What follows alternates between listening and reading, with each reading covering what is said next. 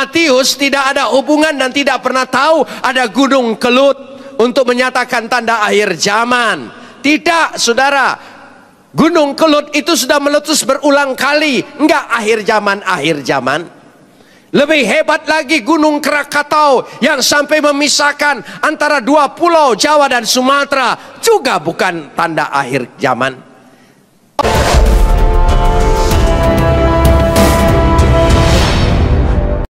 Bapa di sorga, Tuhan kami Khalik langit dan bumi, Bapa kekekalan, Tuhan yang menciptakan langit, bumi, laut beserta isinya, serta tidak pernah meninggalkan perbuatan tangannya. Tuhan yang disembah oleh Abraham, Ishak dan Yakub. Tuhan itu juga yang kami sembah, kami kenal melalui anak-Mu Kristus Yesus, junjungan ilahi kami yang agung. Kami memuji dan mengucap syukur kepadamu atas segala kasih, karunia, anugerah, limpah rahmat dan berkat-Mu, atas segala perkenanan Tuhan di dalam kehidupan kami, sehingga kami dipilih untuk menerima kasih karunia-Mu, belas kasihan-Mu, pengampunan-Mu, penebusan-Mu, berkat-Mu yang Engkau sudah curahkan dalam kehidupan kami, sehingga kami dapat menjadi anak-anak-Mu hanya karena karya anak-Mu Kristus Yesus. Untuk itu kami mau menaikkan ucapan syukur kami yang tak terhingga kepadamu, seraya senantiasa menyerahkan diri kami di hadapan Engkau, sebab di dalam Engkau kami akan terpelihara dengan sempurna, karena Engkau adalah pemelihara yang kekal.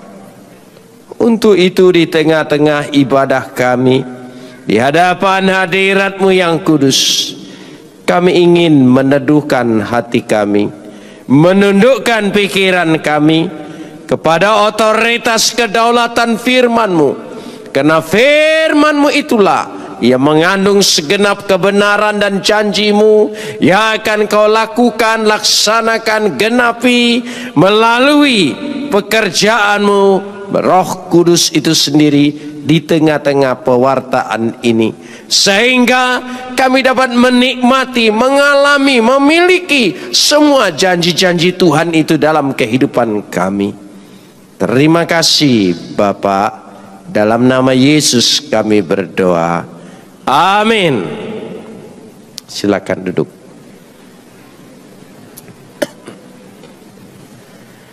Shalom. Sore hari ini kita akan bersama-sama membaca firman Tuhan yang terambil dari Injil Markus, pasal yang ke-8 ayat 27 sampai ayat 38. Markus pasal 8 ayat 27 sampai ayat 38. Kita akan membacanya saling sahut bersahutan. Saya akan awali ayat 27, lalu jemaat menjawab ayat 28, dan seterusnya saling ganti bergantian sampai tiba pada ayat 38. Kemudian Yesus beserta murid-muridnya berangkat ke kampung-kampung di sekitar Kaisarea Filipi. Di tengah jalan ia bertanya kepada murid-muridnya, katanya, kata orang, siapakah aku ini? Ayat 28.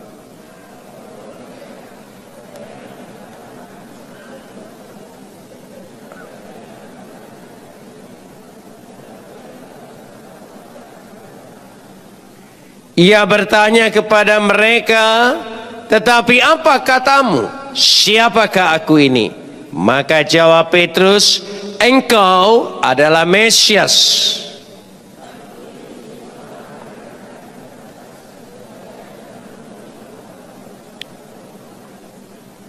Kemudian mulailah Yesus mengajar kepada mereka bahwa anak manusia harus menanggung banyak penderitaan dan ditolak oleh tua-tua, imam-imam kepala dan ahli-ahli Taurat, lalu dibunuh dan bangkit sesudah 3 hari.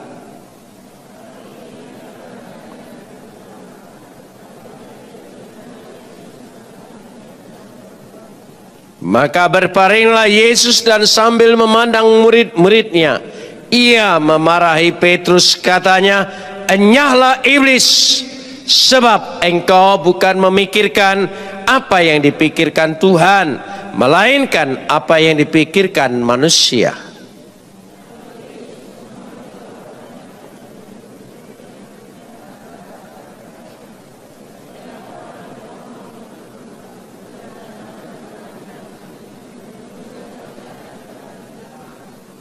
Karena siapa yang mau menyelamatkan nyawanya, ia akan kehilangan nyawanya.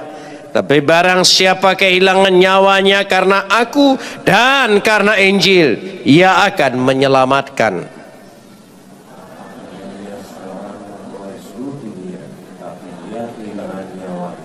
Karena apakah yang dapat diberikannya sebagai ganti nyawanya? Karena perkataan itu di tengah-tengah angkatan yang tidak setia dan dosa ini, anak manusia pun akan malu karena orang itu apabila ia datang kelak dalam kemuliaan Bapa dan diiringi malaikat-malaikat kudus. Kapot lecha Adonai Elohenu kapot lecha. Segala kemuliaan ya Adonai Tuhanku, kemuliaan bagimu. Saudara-saudara yang dikasihi Tuhan, kita sangat bersyukur sekali atas providensia Tuhan, kedaulatan dan ketentuan Tuhan yang tidak pernah dipikirkan dan diperkirakan manusia. Kita memiliki keempat Injil dalam Perjanjian Baru. Dan Injil ini ditulis, disampaikan oleh murid-murid Yesus secara langsung. Matius dengan latar belakang orang Yahudi sebagai pemungut cukai yang bertobat, berpikir, memiliki ajaran dan konsep sebagai orang Yahudi. Tapi Injil ini ditulis dalam bahasa Yunani. Tapi pola pikir konsepnya seluruhnya utuh secara Yahudi. Karena itu banyak sekali istilah-istilah dalam konsep Yahudi untuk menjelaskan dari sudut pandang Matius, siapakah Yesus. Dia adalah penggenapan Mesias yang dinantikan oleh orang Yahudi. Karena itu kalau saudara membaca Matius dari pasal pertama ayat pertama, langsung menyebutkan silsilah Yesus itu adalah anak Daud. Kenapa langsung kepada anak Daud? Karena Daud adalah lambang dari kedatangan Mesias dan kerajaan Mesias yang turun-temurun dan tidak pernah mati dan tidak pernah habis. Padahal Daud sendiri mati. Dan inilah untuk menunjukkan, sekaligus dikatakan dia juga adalah anak Abraham, untuk menunjukkan bahwa Tuhan yang pertama kali menyatakan dirinya dan berbicara secara sejarah manusia dan umat adalah Abraham. Dan iman Abraham menjadi pegangan, karena itu dia disebut bapa orang beriman. Dan sekaligus juga adalah pilihan Tuhan untuk menghasilkan umat dan panggilan Abraham. Sekaligus adalah perjanjian Tuhan dengan Abraham Sehingga dari perjanjian inilah untuk menunjukkan inilah yang dijanjikan dari sejak dahulu kala. Karena Abraham memegang 3 poin. Satu yang disebut Shema, iman pengakuan Abraham. Yang kedua disebut Shahar. Shahar adalah umat pemilihan Abraham. Dan yang ketiga adalah Berit. Berit adalah perjanjian Abraham. Dan sekarang hadir di tengah-tengah dunia. Kerajaan sorga itu sudah datang. Dan untuk menyatakan disitulah. Karena itu membaca Injil Matius. Membaca Injil harus mengikuti pola pikir, konsep dasar dari penulis-penulis itu. Karenanya tidak mungkin kalau kita membaca Injil tapi mengikuti pola pikir kita. Memang ada akhir zaman, tanda-tanda akhir zaman dalam Injil Matius, tapi tidak bisa dihubungkan dengan Gunung Kelut. Karena Matius tidak ada hubungan dan tidak pernah tahu ada Gunung Kelut untuk menyatakan tanda akhir zaman. Tidak, saudara. Gunung Kelut itu sudah meletus berulang kali. Enggak akhir zaman.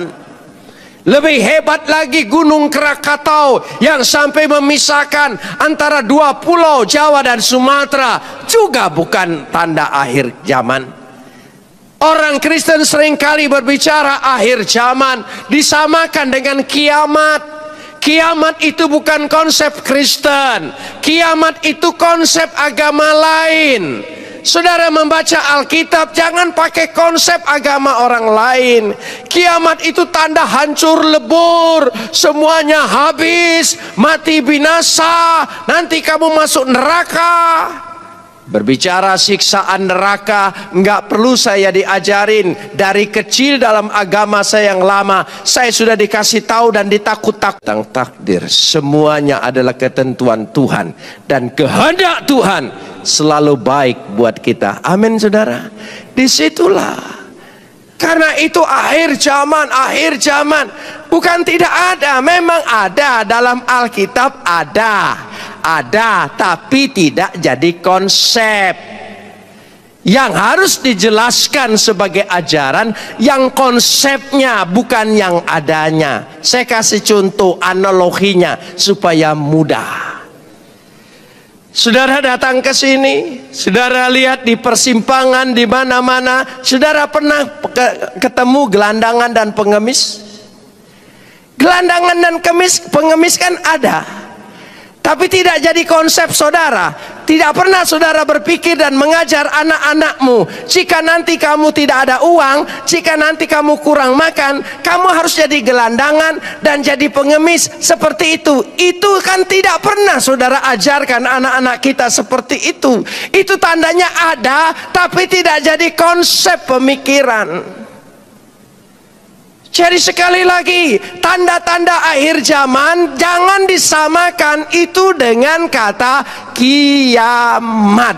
Akhir zaman, Yesus datang kedua kalinya memerintah bersama-sama kita di tengah dunia ini 1000 tahun. Kita memerintah kekal selama-lamanya. Katakan amin.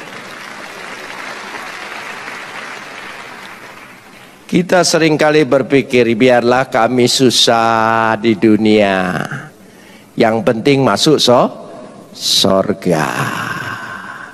Maka ada lagu, meskipun saya susah menderita di dunia, yang penting masuk sorga.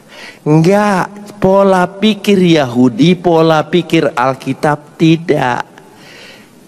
Kita ingin berhasil, ingin sukses, ingin jaya, ingin menang, ingin diberkati sekarang. Sekarang, bukan nanti. Buktinya apa? Kita diajarkan doa Bapa kami. Meskipun di gereja ini jarang ada doa Bapa Kami, tapi di gereja yang saya pimpin selalu mengakhiri segala doa syafaat dengan doa Bapa Kami. Masih ingat doa Bapa Kami? Bapa Kami di sorga, dikuduskanlah namamu, datanglah kerajaanmu, jadilah kehendakmu di atas bumi ini seperti di sorga. Jadi sorga ditarik ke bumi, bukan bumi ditarik ke sorga.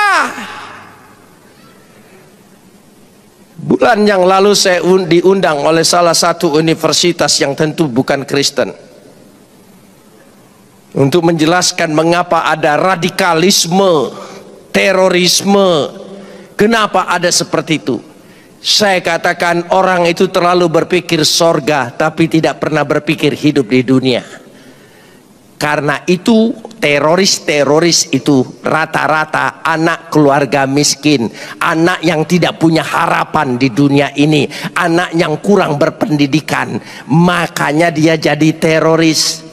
Tapi anak-anak pemimpin-pemimpin agamamu yang sekarang ini, anak Hatta Rajasa, anak Amin Rais, anak Lutfi Hasan yang biasa pakai mobil, naik Ferrari, mana mau jadi teroris, saudara. Jadi mereka tanpa harapan. Sementara kita dididik oleh Tuhan, diberi harapan, diberi kekuatan, diberi segala sesuatu kemenangan, diberi pemulihan, bukan nanti. Katakan sekarang. Amin. Katakan bersama, 1, 2, 3. Sekarang. Amin. Saudara ingin diberkati? Sekarang. Saudara ingin dipulihkan? Saudara ingin berhasil? Saudara ingin berbuat sesuatu? Sekarang. Itu penting. Karena mereka, perhatikan orang Yahudi, itu konsep Alkitab yang dipakai oleh mereka. Konsep Alkitab mengejar kecerdasan, mengejar keberhasilan, mengejar segala sesuatu. Jadilah kehendakmu di bumi ini seperti di sorga. Makanya mereka semuanya bibit unggul. Kalau ada orang anti-Yahudi, saya ejek mereka bulan lalu. Kalau engkau anti-Yahudi, kalau pakai laptop, jangan pakai Microsoft. Sebab yang punya Microsoft itu, Bill Gates itu orang Yahudi. Pakai made in Arab. Saya bilang, ya itu penting sekali. Itu milik Yahudi. Rata-rata di kampung katanya anti-Yahudi, tapi pakai Facebook kan? Yang punya Facebook itu orang Yahudi, tahu kagak? Pakai Skype itu adalah orang Yahudi. Bangga pakai Nike, bangga pakai Converse di mana-mana. Padahal itu punya orang Yahudi, Yahudi lagi. Makanya nggak jujur seperti itu. Saudara ingin berhasil? Lihat raja-raja uang siapa? Karena memakai pikiran Alkitab. Sekarang. Sekali lagi katakan bersama, sekarang. Saudara akan diberkati sekarang. Nah, mari kita lihat. Tuhan itu berbuat sesuatu dahsyat.